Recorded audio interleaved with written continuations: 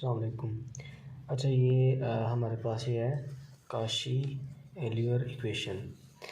ठीक है, ये भी हमारे पास सेकंड ऑर्डर इक्वेशन को या फिर हायर ऑर्डर इक्वेशन को ना डेरिवेटिव इक्वेशन को सॉल्व करने का एक मेथड है। इसमें डिफरेंस सिर्फ जो हमने पहले किए ना उनमें और इसमें सिर्फ ये है कि उसमें हमारे पास जो इक्वेशन होती थी ना उसमें हमारे पास यहाँ पे एक कांस्टेंट होता था। ठीक है, जैसे ए एन मतलब कांस्टेंट होता था, कोई वेरिएबल नहीं होता था। ठीक है, अब यहाँ पे इस इक्वेशन में क्या होगा, मतलब यहाँ पे एक वेरिएबल भी होगा। ठीक है, इंडिपेंडेंट वेरिएबल। ठीक है, मतलब जो चीज़ इंडिपेंडेंट होगी ना, जैसे D Y over D X है जो नीचे आ रही होगी, मतलब ये इंडिपेंडेंट है ना।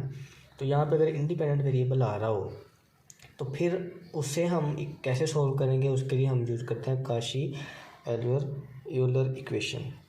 ठीक है, तो ये भी एक मेथड ये है हाई डिफरेंशियल इक्वेशन को सॉल्व करने का। ठीक है ये लीनियर ही। ठीक है, लीनियर किस तरह है कि y की पावर इसमें जो है वो वही रहेगी, लीनियर ही रहेगी। ठीक है, अच्छा ये एक क्वेश्चन इस तरह की फॉर्म होगी क्वेश्चन की। ठीक है, ये जनरल फॉर्म है। ठीक है, कि इस तरह की इक्वेशन होगी और ये हमने एक इक्वेशन ली है, अपनी तरफ से ही ली है ये इक्वेशन। ठीक है, अब इसमें देखें एक्स स्केयर, ये एक्स मतलब कि एक वेरिएबल है। ठीक है, यहाँ पे कांस्टेंट नहीं आ रहा, वेरिएबल की पावर आ रही है। ठीक है, डिफरेंशियल के साथ हमारे पास यहाँ पे वेरिएबल आ रहा है, यहाँ पे वेरिएबल आ रहा है। ठीक है, प्लस वाई इक्वल टू 5, ये हमारे पास एक इक्वेशन है। अच्छा, अब इसे हम जब लिखेंगे डिफरेंशियल में, मतलब डी की फॉर्म में जब लिखेंगे तो इसे हम किस तरह लिखेंगे कि ये एक्स स्केयर है ना, तो एक्स स्केयर वैसे आ गया, आगे इसे हम क्या कहते थे डी स्केयर, डी स्केयर बन जाएगा प्लस, अब आगे ये 2x है और इसे हम d कहते हैं, तो आगे 2x और आगे d। तो ये इस तरह की फॉर्म बन रही है इस इक्वेशन में। पहले हमारे पास इक्वेशन होती थी उसमें यहाँ पे x वगैरह नहीं आ रहा था, तो सिंपल होता था डी स्केयर हो गया प्लस कह लें 2d इक्वल टू 0, मतलब इस तरह की इक्वेशन बन जाती थी। मतलब उनके साथ कोई वेरिएबल फंक्शन जो है वो नहीं आता था, लेकिन अब क्या है कि अब उनके साथ वेरिएबल भी आ रहा है। ठीक है, तो ये उससे अलग फॉर्म है। ठीक है, ये वाले ये अलग है इससे थोड़ा सा। ठीक है, क्योंकि इसमें वेरिएबल आ रहा है इसलिए इसे हम एक और मेथड सॉल्व करेंगे, वो है काशी इक्वेशन। ठीक है,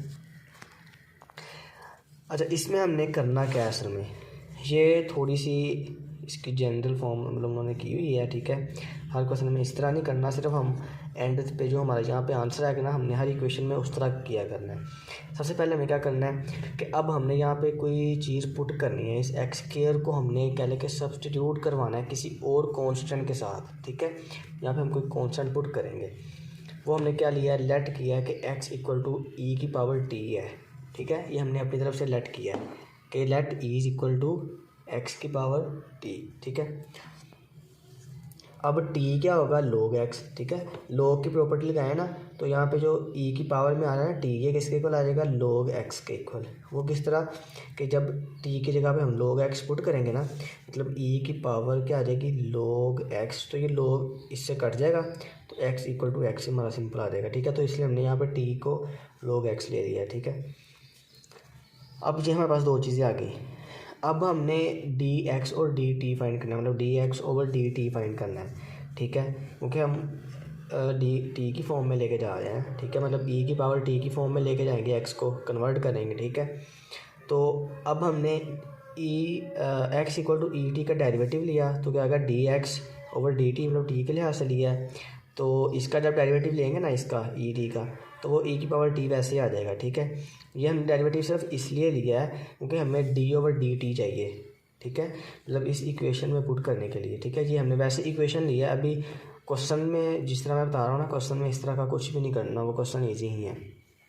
ठीक है, ये सिर्फ हम कुछ फाइंड कर रहे हैं, डेल्टा वगैरह या कुछ जो चीज़ें हमने पुट करनी होती है ना वो फाइंड कर रहे हैं, ये जनरल ही है। अब यहाँ पे हम चेन रूल लगाएंगे, हमें फाइंड क्या करना है, डी ओवर डी टी।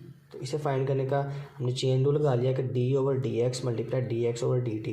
अब जनरली देखें ना, ये डी एक्स इसके साथ कट जाएगा और हमारा सिंपल का आ जाएगा डी ओवर डी टी, जो कि यही है। ठीक है, लेकिन हमने फिर भी ये लिखा हुआ है। ठीक है, डी ओवर डी एक्स। अब D x over d T ये किसके इक्वल है, ये हमने फाइंड किया, D x over d T किसके इक्वल है, ई टी के, ई टी लिख दिया। अब डी ओवर डी टी किसके इक्वल आ गया, E T dot D over D x. अब हमने यहाँ पे चीज़ें कुछ लेट करनी है, इस चीज़ को, ये जो है डी ओवर डी टी, इसे हमने लेट किया डेल्टा। ठीक है। ई टी ये था यहाँ पे लिखा होता है एक्स, इसे हमने सिंपल लिख लिया एक्स, और डी ओवर डी एक्स इसे हम डी लिखते होते हैं जैसे कि मैंने यहाँ बताया था, D over D X, Y भी साथ लिखा हुआ है, ठीक है। इस वाई को अगर हम ना देखें तो डिपेंडेंट वेरिएबल है ना। अब अगर हम इसे देखें डी ओवर डी एक्स किसके को ले लिया हमने, डी के, ठीक है। तो ये हमारे पास इक्वेशन आ गई कि lambda is equal to X D, ठीक है। अब अगर एक्स स्क्वायर हो मतलब यहाँ पे डी स्क्वायर हो, D square over D x square मतलब दूसरा डेरिवेटिव हो, डबल डेरिवेटिव हो, फिर क्या होगा lambda into lambda minus one और x square D square, x का भी स्क्वायर डी का भी स्क्वायर आ जाएगा, ठीक है। अब अगर 3 पावर हो फिर क्या होगा कि lambda into lambda minus one lambda minus two x three D three, ठीक है। अगर इस तरह एक्स फोर और डी फोर हो तो फिर क्या होगा lambda into lambda minus one lambda minus two और लैम्डा माइनस थ्री, ठीक है। इस तरह अगर 5 पावर हो तो ये इसे हम 4 तक लेके जाएंगे इसे, ठीक है। तो इस तरह इसे हम लेके जाएंगे, ठीक है। अब इसका ना हम क्वेश्चन देखते हैं, वो क्वेश्चन देखेंगे ना तो ये काफ़ी ईजी हो जाएगा। अच्छा ये इसका क्वेश्चन है, ठीक है। पहला इसमें हमें इक्वेशन दी हुई है, ठीक है। उन्होंने X square into Y double derivative minus 2y equal to 0, ठीक है। अब देखिए कि यहाँ पे इसके साथ अब वेरिएबल आ रहा है तो हमें साफ पता चल रहा है कि ये हमारे पास इक्वेशन कौन सी है, इसे हमने सोल्व कैसे करना है, काशी एलियर मेथड से, ठीक है। मतलब उस इक्वेशन से हमने इसे सोल्व करना है, ठीक है। तो सबसे पहले हम देखते हैं कि इसका जो है वो मतलब कहाँ तक जा रहा है, ये मतलब इसकी पावर डी की पावर कहाँ तक जा रही है। तो इसे हम देखते हैं y2 है ना, तो इसे हम किस तरह लिखते हैं, ये देखें एक्स स्क्वायर डी स्क्वायर, मतलब इसे हम इस तरह लिखते हैं ना, ये मतलब जब इसका वो वाई सी हमने फाइंड करना होता था तो हम ये लिखते थे ना कि अगर अब लेट करें यहाँ पे ये नहीं है तो फिर हम क्या लिखेंगे डी स्क्वायर माइनस 2y, ठीक है। तो इस तरह अब यहाँ पे एक्स स्क्वायर भी आ रहा है तो हम एक्स स्क्वायर भी लिख देंगे शुरू में, ठीक है। तो क्या आ गया एक्स स्क्वायर डी स्क्वायर इस डबल डेरिवेटिव ने इसलिए -2 वैसे ही और वाई होल का आ गया। ये जब हम वो वाई सी वगैरह मतलब इसकी वैल्यूज़ फाइंड करने होती थी ना डी की, तो तब हम इस तरह करते थे इक्वल टू 0, ठीक है। बाकी मेथड सारा वही है, सिर्फ हमने करना क्या है सब्स्टिट्यूट करना है और मेथड वही लगाना है हमने, ठीक है। अब यहाँ पे हमने ये पुट कर दिया, ठीक है, एक्स स्क्वायर डी स्क्वायर -2 तो वाई इक्वल टू 0। अब वाई सी फाइंड करना है, वाई सी की वैल्यूज़ फाइंड करने के लिए हम पहले क्या करते हैं, हमें डी की वैल्यू चाहिए होती हैं, ठीक है। तो अब यहाँ पे हमने इसे सिंपल लिख लिया इक्वेशन को, x square D square -2 equal to 0।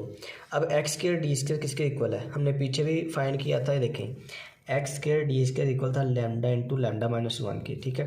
तो सिंपल हमने lambda into lambda minus one को इसकी जगह पे पुट कर देना है, इसकी जगह हमने lambda into lambda minus one put कर दिया इक्वल टू -2 इक्वल टू 0। अब इसे इसके साथ मल्टीप्लाई कर देंगे, आ गया lambda square minus lambda -2 equal to 0, ठीक है। अब यहाँ पे हम लैम्डा के हिसाब से जो अपनी फैक्टराइजेशन करेंगे, ठीक है। मतलब पहले तो यहाँ पे हम डी के हिसाब से करते थे ना, क्योंकि अब डी के साथ वेरिएबल भी आ रहा था तो हमने इस पूरे को जो है वो सब्स्टिट्यूट कर दिया किसी और कांस्टेंट के साथ, ठीक है, किसी और कांस्टेंट के साथ या वेरिएबल के साथ हमने इसे सब्स्टिट्यूट कर दिया ताकि हम अपना आंसर जो है वो निकाल सकें।